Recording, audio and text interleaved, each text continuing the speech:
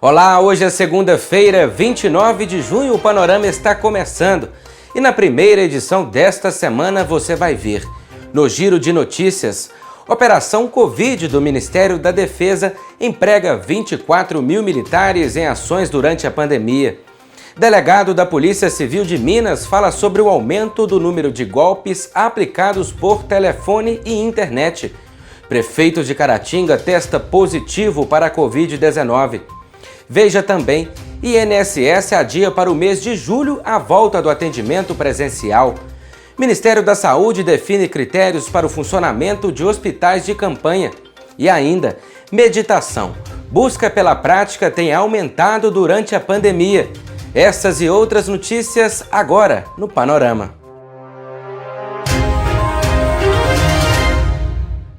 A Operação Covid do Ministério da Defesa já empregou 24 mil militares em ações de descontaminação de locais públicos e resgate de brasileiros no exterior.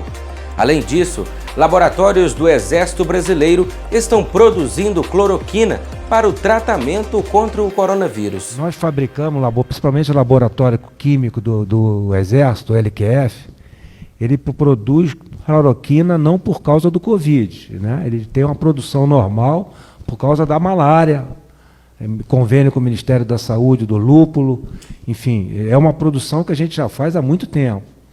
Nós tínhamos em disponibilidade, no início da operação, de 1 milhão de doses dessa aí, de comprimidos. Nós passamos para o Ministério da Saúde isso aí. Nós recebemos mais insumo para a fabricação própria e aumentamos, caso necessário, nós estamos com a capacidade de mais de 1 milhão e 800, não distribuídos ainda. Neste período de isolamento social, o número de golpes aplicados por telefone e internet tem aumentado. O delegado Rodrigo Damiano, da Polícia Civil de Minas Gerais, dá dicas de prevenção e explica como as pessoas devem agir nestes casos. Nesses tempos de distanciamento e isolamento social, nós temos percebido um aumento no número de golpes praticados pela internet e pelo telefone. Se alguém ligar para você e se identificar como sendo um parente, um amigo ou uma instituição de caridade e te pedir uma ajuda financeira, desconfie, desligue o telefone e ligue imediatamente para essa pessoa para verificar a procedência dessa informação. Nunca forneça dados pessoais, dados bancários ou qualquer outro dado por telefone, nem insira esses dados em sites de internet que tenham conteúdo duvidoso. Nas compras virtuais, desconfie de produtos que estejam sendo oferecidos por um valor muito abaixo do praticado no mercado. E se ainda assim você for vítima de um golpe, procure a unidade policial mais perto de sua residência e registre um boletim de ocorrência. Profissionais da Rede Municipal de Bom Jesus do Galho estão se dedicando à Costura pela Vida, um projeto de produção de máscaras de proteção contra o coronavírus para serem doadas à comunidade. O processo conta com a ajuda da Associação Mães de Mãos Dadas, de voluntários da cidade, que doaram parte dos materiais utilizados na fabricação das máscaras, além da parceria com algumas secretarias municipais e seus servidores. Para mim está sendo muito bom, porque a gente quando sai vê as pessoas usando, né, a gente vê que o trabalho da gente não está sendo em vão. Aí é muito gratificante, a gente fica feliz em ver que as pessoas estão usando, entendeu? E também eu andei fazendo jaleco, entreguei semana passada 6 jalecos, aí semana que vem acho que vou continuar fazendo. Teve a ideia de fabricar as máscaras pelo baixo custo, né? E também porque a gente estava passando por uma dificuldade até de conseguir comprar as máscaras, né? Porque a demanda era muito grande, a procura era muito grande e a gente não conseguia comprar. Pessoas da educação estão ajudando a gente a fabricar as máscaras e agora com a volta das barreiras, a gente sentiu necessidade de distribuir para aquelas pessoas que chegam desprevenidas, né? E a gente doa as máscaras, né, para a população. E essa foi a ideia, né? E nós prosseguimos com o nosso trabalho, às vezes fora de hora, né? Às vezes a gente necessita de uma quantidade maior, a gente aproveita e fica depois do horário, às vezes num sábado. E vamos aí, nós estamos aí, né, pela prevenção, pela nossa saúde, pela saúde da população, e que o nosso trabalho seja bem aceito e que dê tudo certo.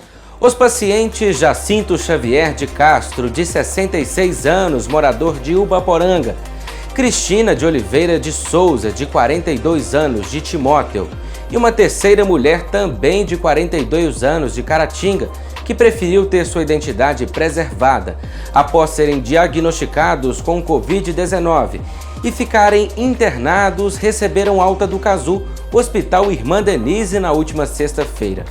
Além deles, o paciente Miguel Correia de Faria, de 64 anos, residente de Caratinga, também foi confirmado com a doença e, após tratamento na unidade hospitalar, teve alta domiciliar com diagnóstico de cura para a doença. Os nossos parabéns a todas essas pessoas que venceram esta luta e também à equipe do Cazu. O prefeito de Caratinga, Wellington Moreira de Oliveira, recebeu na manhã de ontem o resultado positivo do exame para a Covid-19. Dr. Wellington cumpre quarentena domiciliar. Ele apresentou apenas sintomas leves da doença e segue recebendo medicação. Nas redes sociais da Administração Pública Municipal consta que seu estado de saúde é bom, de acordo com o médico que realiza o seu acompanhamento. O INSS adiou a volta dos atendimentos presenciais nas agências, que estava programada para a segunda quinzena de junho. A previsão é que os serviços sejam retomados a partir do dia 13 de julho. Enquanto isso, os atendimentos seguem via internet e telefone.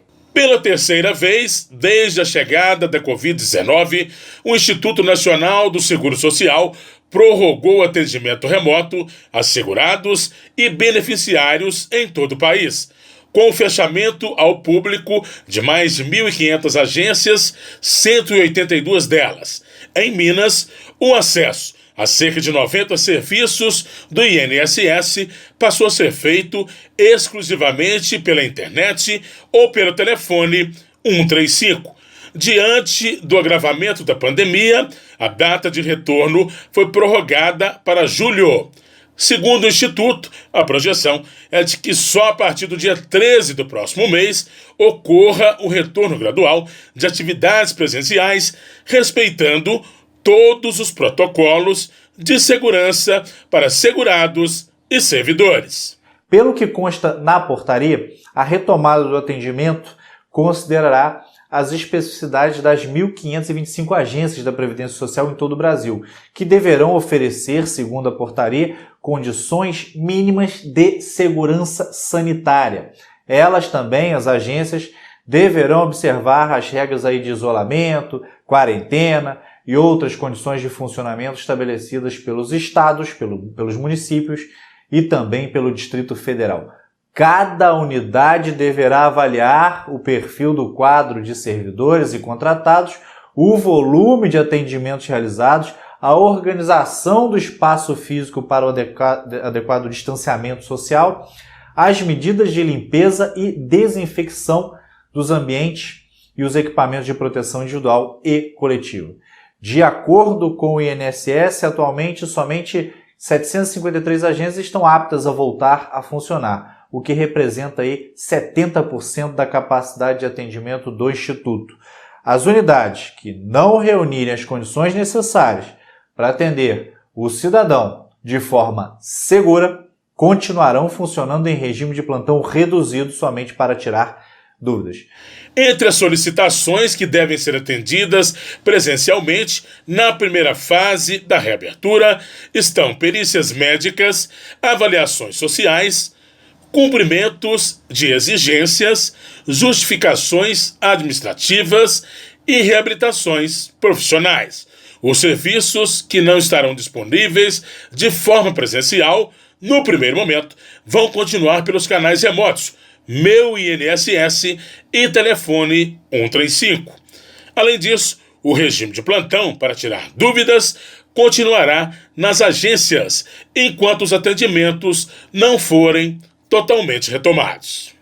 Segundo o INSS, o retorno desses serviços visa dar aí celeridade aos processos, uma vez que precisam essencialmente do atendimento presencial. Para isso, o segurado deve realizar o agendamento pelo site ou pelo aplicativo Meu INSS, ou ainda pelo telefone 135. O INSS destacou, pessoal, em comunicado que, abre aspas, segurados sem agendamento não serão atendidos nas agências para evitar aglomerações, conforme determinações do Ministério da Saúde. Fecha aspas. Os serviços que não estarão disponíveis de forma presencial, nesse primeiro momento, continuam pelos canais remotos, que, como eu já disse, pelo aplicativo Meu INSS ou pelo telefone 135, ok? Além disso, o regime de plantão para tirar dúvidas continua nas agências enquanto o atendimento presencial não for totalmente retomado. Apesar da oferta de canais alternativos, muita gente tem encontrado dificuldades para obter respostas do INSS a diferentes demandas. Especialistas em direito previdenciário afirmam que piorou a situação do INSS, que já era de represamento de milhões de pedidos antes da pandemia. O problema é que muitas vezes os cidadãos que mais precisam são vulneráveis e não têm acesso a tecnologias. Para eles, nos casos de busca por atendimento que superem 45 dias para obtenção de respostas, a solução pode até passar pela via judicial. Pelo que consta na portaria, o INSS disponibilizará em sua página da internet um painel eletrônico lá contendo as informações sobre o funcionamento das agências da Previdência Social e os meios adequados para acesso dos segurados ou beneficiários, aos benefícios aí administrados pelo INSS. Ou seja, pelo que está na portaria, o próprio INSS deverá informar lá no site deles na internet as agências que estarão funcionando ou não funcionando aí ao longo desses próximos dias. O Ministério da Saúde definiu recentemente os critérios técnicos para a implantação dos chamados hospitais de campanha. As unidades de saúde temporárias visam atender pacientes da Covid-19 em todo o país. A portaria foi publicada no último dia 16 no Diário Oficial da União. De acordo com ela, os hospitais de campanha devem funcionar com acesso regulado, voltadas para internação de pacientes com sintomas respiratórios de baixa e média complexidade. Essas unidades de saúde podem funcionar como apoio aos hospitais permanentes que possuam leitos de UTI e sejam definidos como referência para o tratamento do novo coronavírus.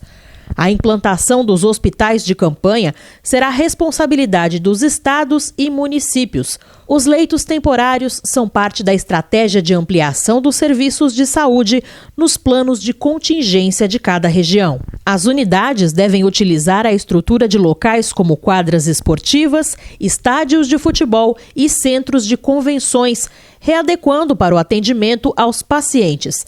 Elas podem funcionar de duas formas: como internação clínica para casos de baixa complexidade e como unidade de suporte ventilatório pulmonar para tratamentos em que o paciente necessite de ventilação mecânica, invasiva e não invasiva.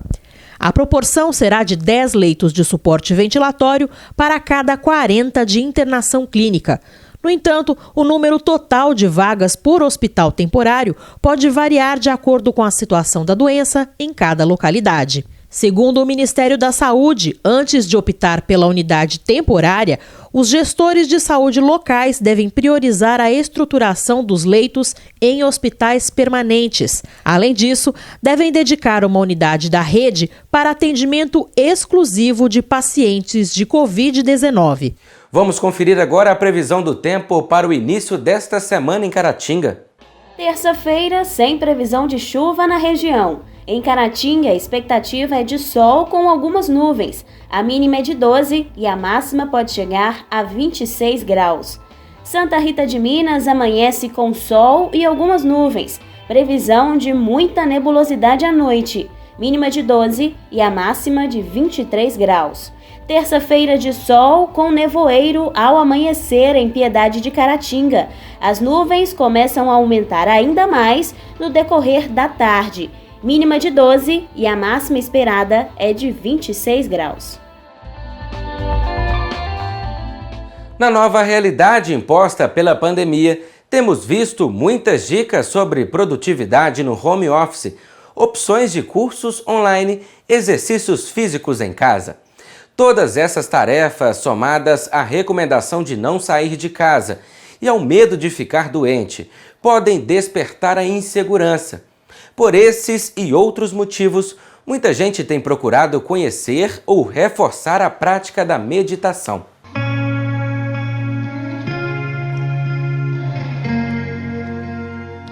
Olá, como é que vocês estão?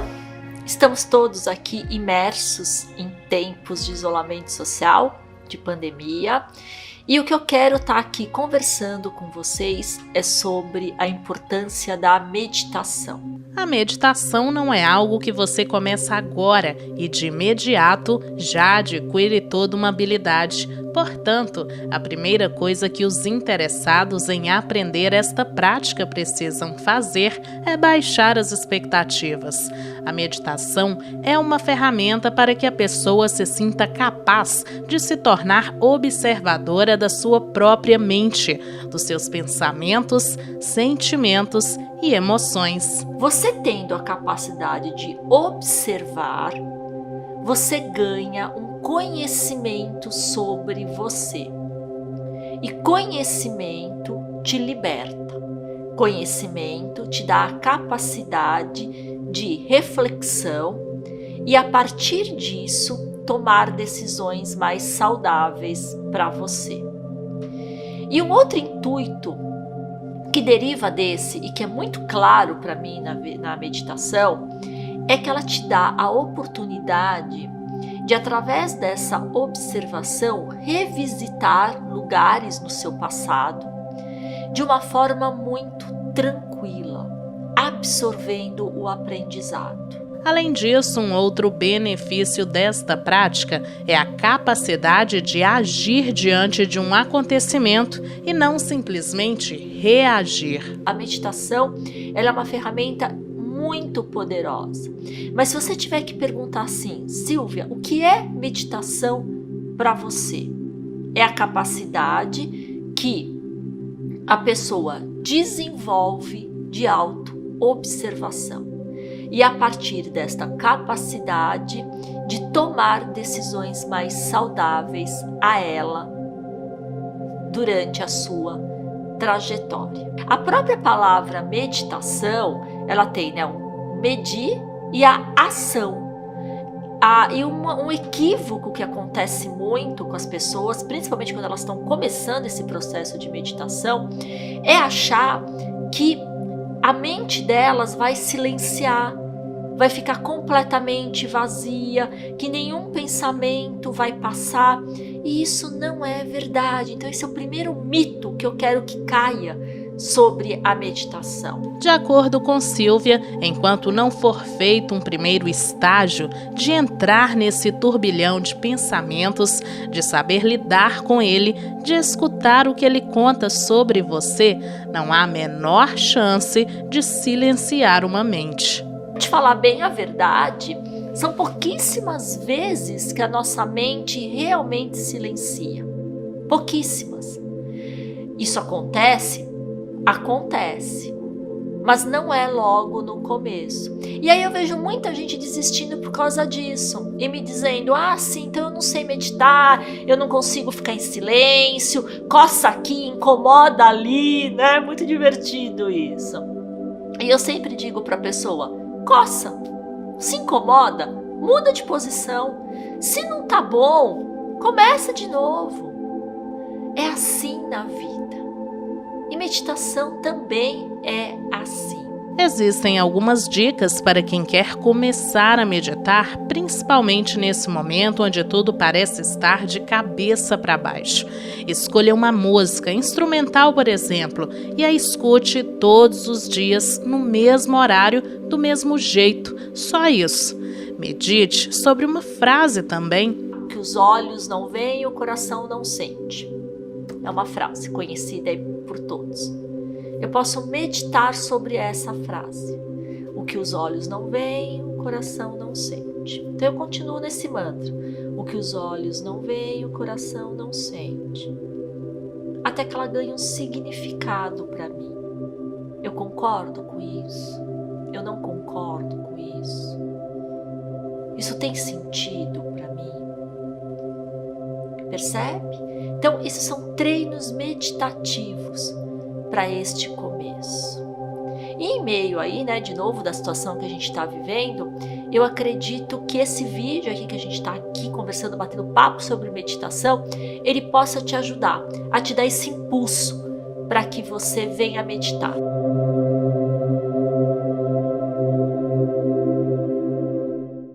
Estamos caminhando para o final da primeira edição desta semana. Siga conectado com as notícias nas nossas redes sociais.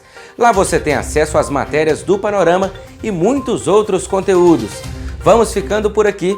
Muito obrigado pela audiência e companhia. Uma ótima semana a todos. Nos vemos amanhã.